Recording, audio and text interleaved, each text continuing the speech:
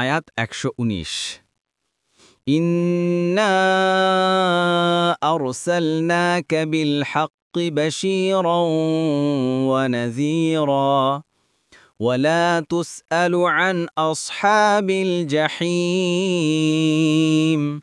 অনুবাদ: নিশ্চয় আমরা আপনাকে পাঠিয়েছি সত্যসহ সুসংবাদদাতা ও সতর্ককারী রূপে, আর জাহান্নামীদের সম্পর্কে আপনাকে কোনো প্রশ্ন করা হবে না। তাফসির ১ নম্বর ফুটনোটিং বিবরণ। এখানে রাসূলুল্লাহ সাল্লাল্লাহু আলাইহি সাল্লামকে ৩টি গুরুত্বপূর্ণ গুণে ভূষিত করা হয়েছে।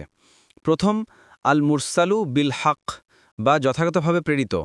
আল্লাহ তাআলা স্বয়ং তার রাসূল প্রেরণের উপর সাক্ষী হচ্ছেন যে তিনি তাকে যথাযথভাবে হক সহ প্রেরণ করেছেন। দ্বিতীয় গুণ হচ্ছে তিনি বেশির বা সুসংবাদদাতা, তিনি নেককারদের জন্য জান্নাতের সুসংবাদ প্রদান করেন। তৃতীয় গুণ হচ্ছে তিনি নাজির বা ভীতি প্রদর্শনকারী, যারা তার অবাধ্য হবে তারা জাহান্নামবাসী হবে, এ ভীতিপ্রদ সংবাদ তিনি সবাইকে প্রদান করেছেন। পবিত্র কোরআনের অন্যত্র ও রাসূলুল্লাহ সাল্লাল্লাহু আলাইহি ওয়াসাল্লামকে অনুরূপ গুণে গুণান্বিত করা হয়েছে। যেমন বলা হয়েছে, ওমা আরসালনাকা ইল্লা মুবাশশিরাও ওয়া নাযীরা, সূরা আল ইসরা ১০৫, আল ফুরকান। আরও বলা হয়েছে, ওমা আরসালনাকা ইল্লা কাফাতাল লিন্নাসি বাশীরাও ওয়া নাযীরা, সূরা সাবা ২৮। আরও এসেছে, ইন্না আরসালনাকা বিল হাক্কি বাশীরাও ওয়া নাযীরা, সূরা ফাতির ২৪।